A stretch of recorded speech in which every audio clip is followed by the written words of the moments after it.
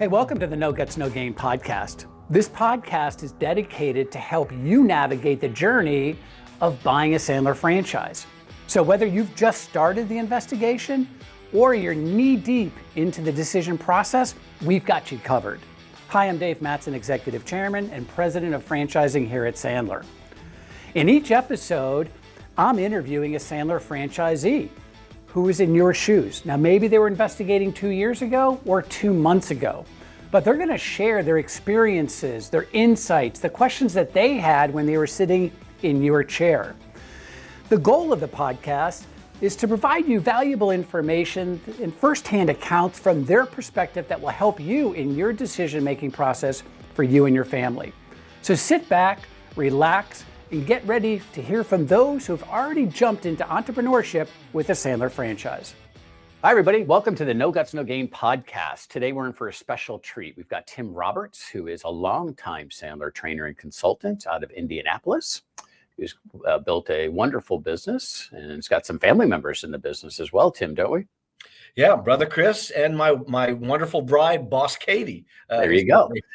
And so I want to talk about a topic of how do you learn the content. But before we get there, tell us a little bit about the business. How long have you been in the business? Where did you come from? What's your client base look like? Just to put it into context, and then we'll get to the meat of the topic for today. Sure. I am in year number 26 of owning this franchise, and I've just been very, very grateful to do so. Kind of the way I had lost 18 years of my life prior to Sandler to mediocrity, and specifically sales mediocrity. The company I was with, a family business, God love my dad, we never had a single sales meeting in 18 years that I was there. And when he gave me the keys to the company, I remember saying, "Dad, love you. I quit."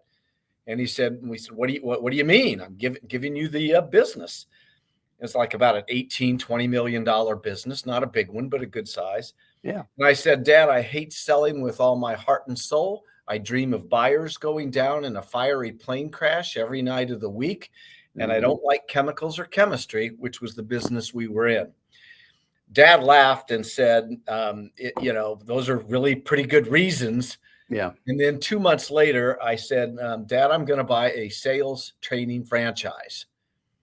And Dad was like, "What are you kidding? What are you doing?" Goes, "It doesn't matter whether you like this or not. You'll spend the next 35 years in this business. That's what you're going to do." Yeah. Yeah. And some of the reason was, if it's my only skill, I'm not a lawyer, an architect, or an engineer, I have no professional license. I just started thinking, if I'm going to sell, why don't I become the best? And my kind of an ulterior motive, as creepy as this is, I just remember thinking, "Ooh, I could be Tony Robbins." Mm-hmm. Okay, so you hear a little narcissism coming out of there. Yeah. But my gut, my feeling was I could do this. But Dave, I really needed the word franchise in there, because Tell me what that means. Like, why? I live by the phrase, better to imitate genius than invent mediocrity. And for me, if I could find somebody who was good in the business, just template it. But franchise means there are processes in place. And I apologize, but I was thinking like a McDonald's, a franchise, they just follow the playbook and everything will be okay. Right. Now, I also needed this thing, boss Katie, my wonderful bride of 39 years. At a very young age, I said to myself, "Roberts, numbers are not your thing. You're going to have to find a hot-looking CPA and get married." Katie was a CPA by trade, and I thought, she can guide me if I get stupid. There you go. So you ended up going into a franchise because it had process, had guardrails, allowed your creativity, allowed your excitement. You get to kind of pick and choose. Do I want to be the Tony Robbins over here? Do I want to be a consultant or coach over here? Do I want to do both? So that was awesome. But let's use that concept of looking for flexibility, looking for a future that you can control. You went to a franchise versus starting your own, which is always a struggle everyone else is looking for. Like, hey, I've done this for so long. I'm a stud or I'm a studette. I might as well just open up my own training organization or consulting organization, which 86% of the time that doesn't work out in the small business arena. So franchising is hedging your bets. And I would say, then let's move to the topic at hand, because it's the same type philosophically, which is, all right, you come into the business and you realize Sandler is way more than just sales training, right? And so if I just paint the picture for a second, because I want your insights. You come in, you've got different industries. Like, I'm not a sales engineer, so how would I train engineers? I don't know anything about tech. How would I train technology as an industry, as an example? Then I've got personas within those industries. So I was never a BDR. I was never making 500 cold calls a day. How am I going to actually train that? Or I really wasn't selling to the government. How am I going to train and coach to that? And then I moved forward to, okay, well, I was never a CEO. How am I going to do and work with CEOs? Or I was never a sales leader, or I was never really dealing with customer care. I mean, the list goes on of all the things that we have, right? Because our goal here at Sandler is to provide the tools, the concepts, the content to help anyone that touches revenue. And for all of us coming into the business, there's nobody that's touched every persona, every industry that touches revenue. It's just impossible. So long-winded setup, but how do we learn the content when you don't have the content background? When you first come into the business, if you can go all the way back, but you really don't have to go all the way back, because every year we come out with new stuff. You're in the same boat almost every time we launch something, right? How do you look at it? How'd you overcome that? Well, I remember I was able to sell a couple things right off the bat, and I thought, I'm going to be a gazillionaire. I didn't know the next 4 years. Math, right? I sold one of these a day. I just sold two. If I could sell one a day. But I remember then the session started, and I only had two people in it, two guys. Okay.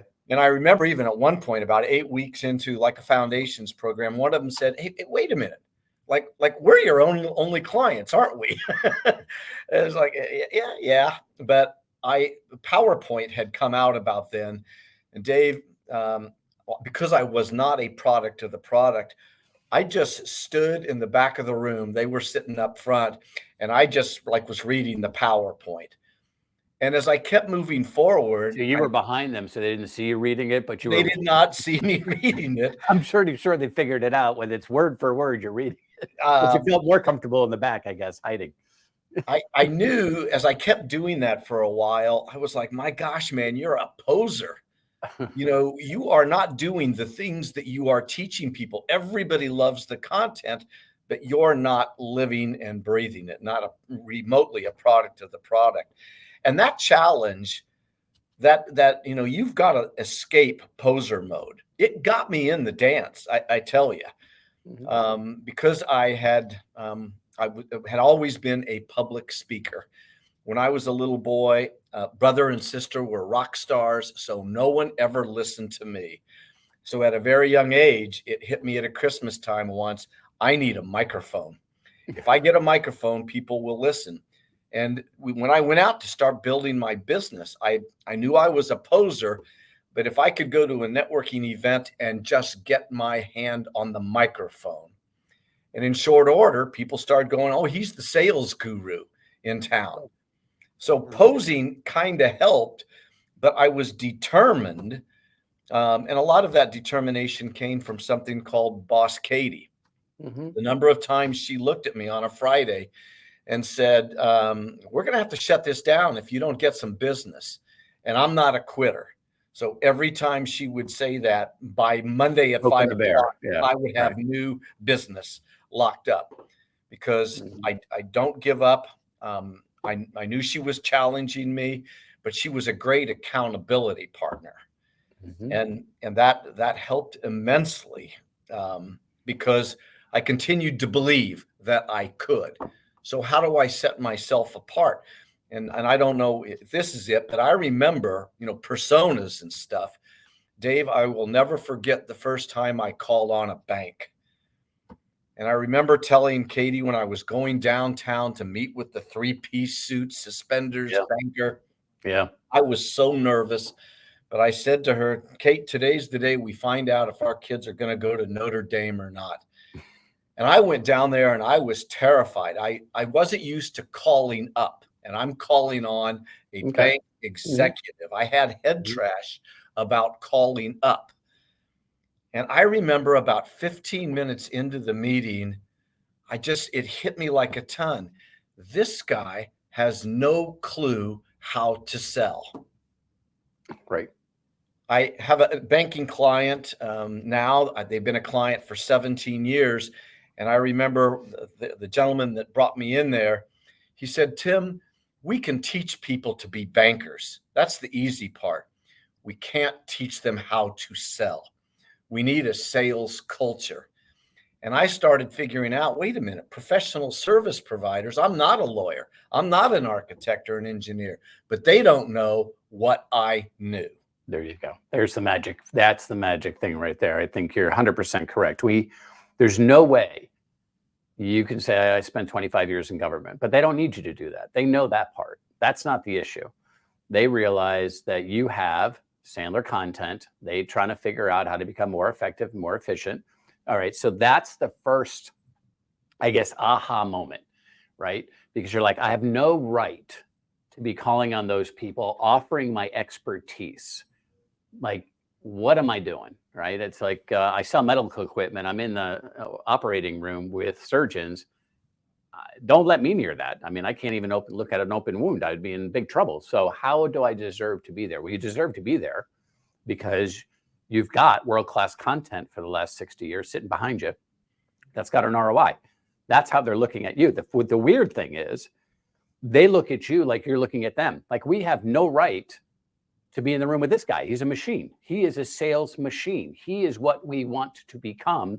You're sitting on the other side and saying, I have no right to be here because these guys are absolute financial geniuses, right? So there's this disconnect on both sides. So that's the first aha moment, I would suspect, for those that are listening.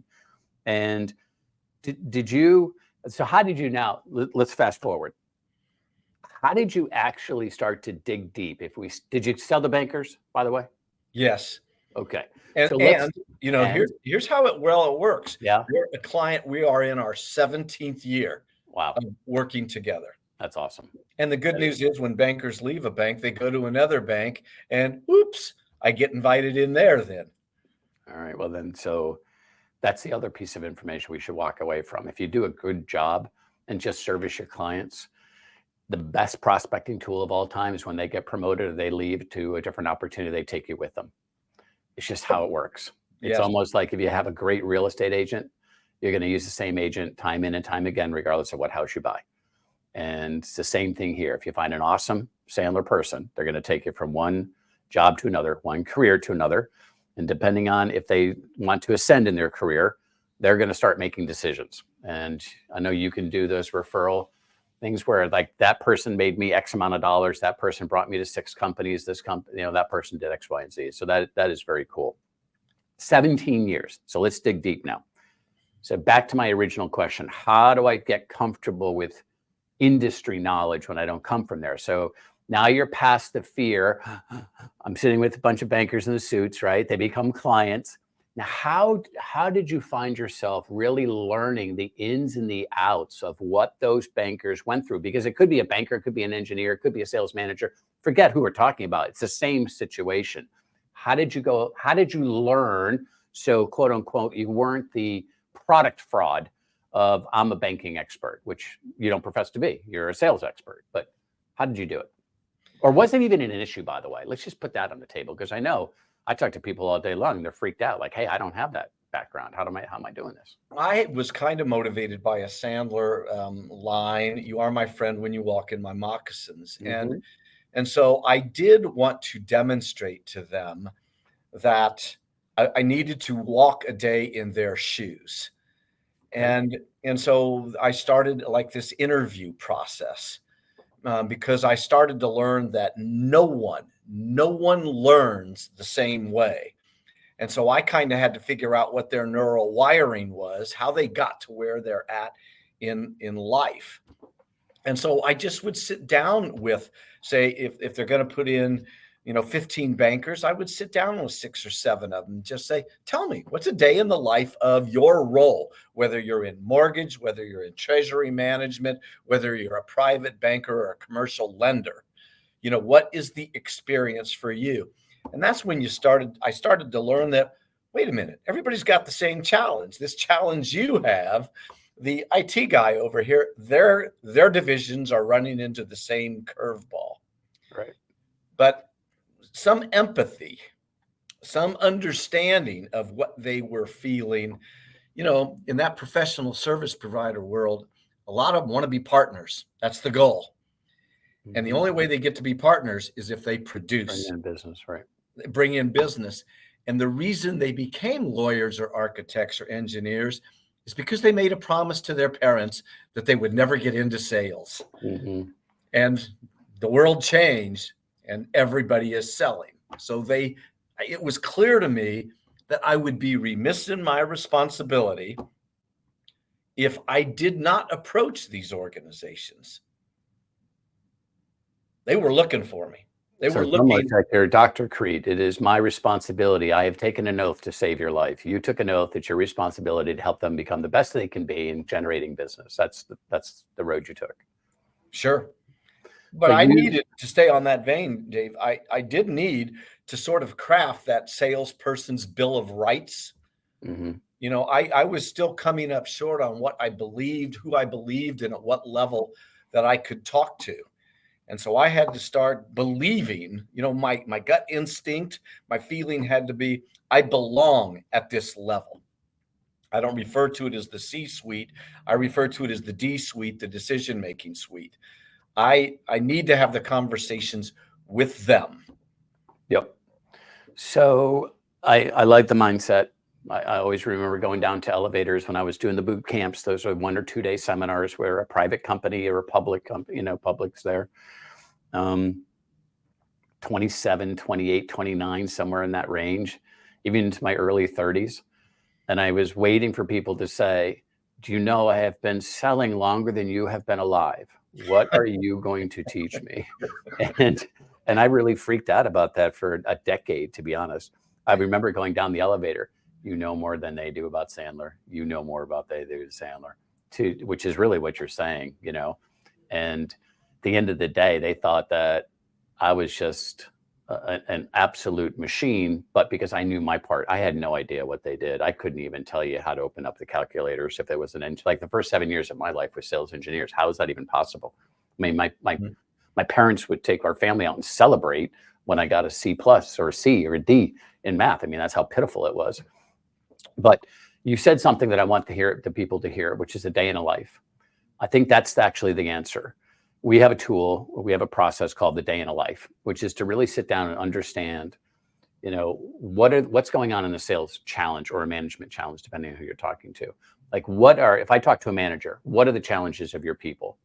And you think about it in buckets, beginning of the funnel, during the funnel, after the funnel, post, upsell, cross sell, and they'll tell you everything that you need to know. And then you'd say, well, okay, what are some of the challenges that you're having as a result? They'll tell you their challenges. And that is the magic, because to your point, you're going to see patterns. You're going to know when they say, well, my people can't overcome objections. Then you don't need to hear the specific objection all the time.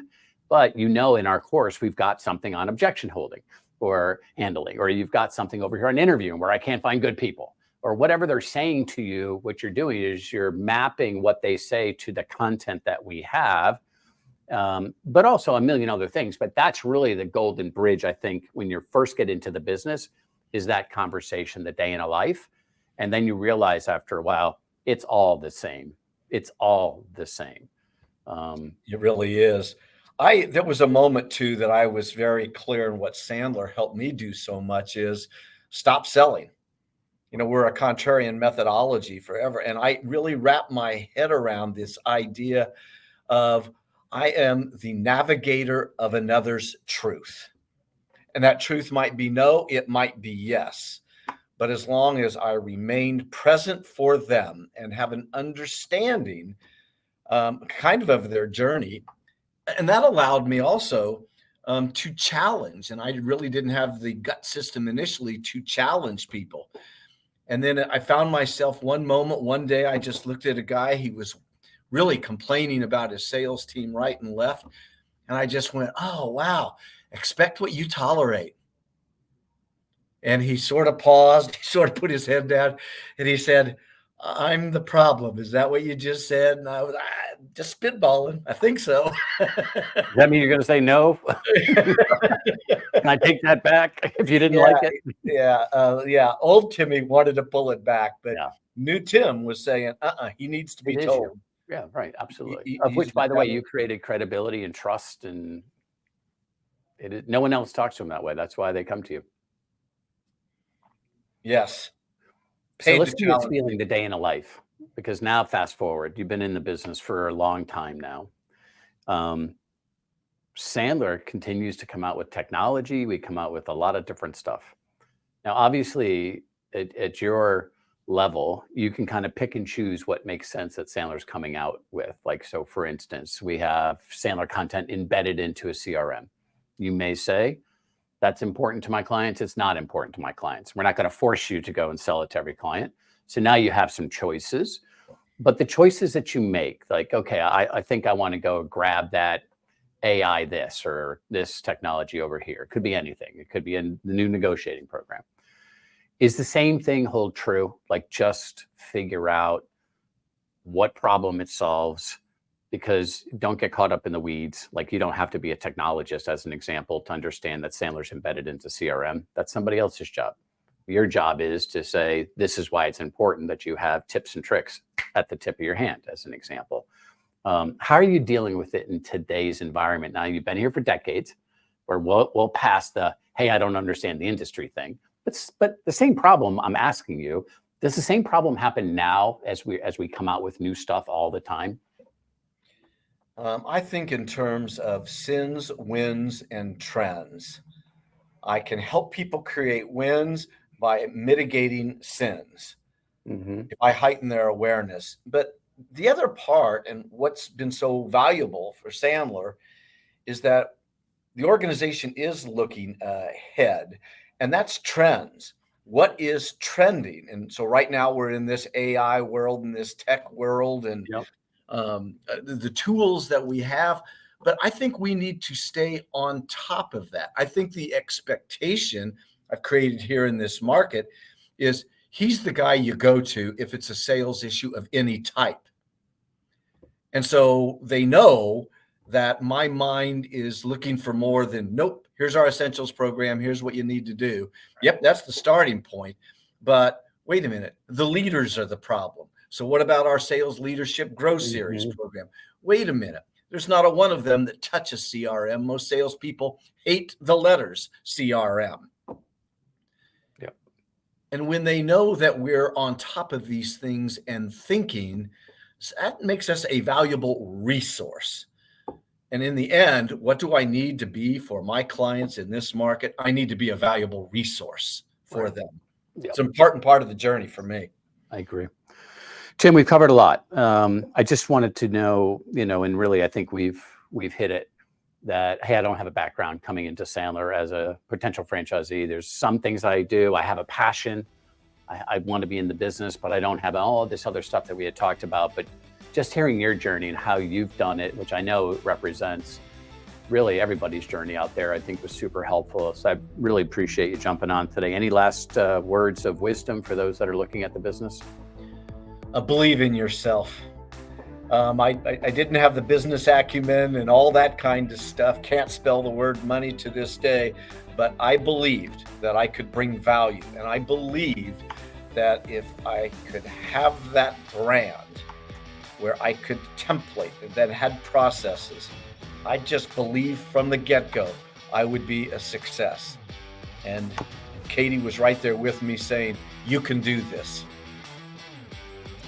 Well, I really appreciate you joining us. Hey, group, you're in for a special treat. We've got a Sandler legend talking to us about how they better understood markets that they didn't come from, didn't have the experience, and how do you match world-class content with what the needs of all my clients are, which is so diverse, and how do you do that? So I really appreciate you coming on. Hey, check out the rest of our No Guts, No Game podcasts out there on your favorite streaming platform. and we have an opportunity to see each other live, good sell it. For more information on Sandler franchising opportunities, go to sandler.com/franchising. And don't forget to subscribe to the No Guts, No Gain podcast on your favorite app.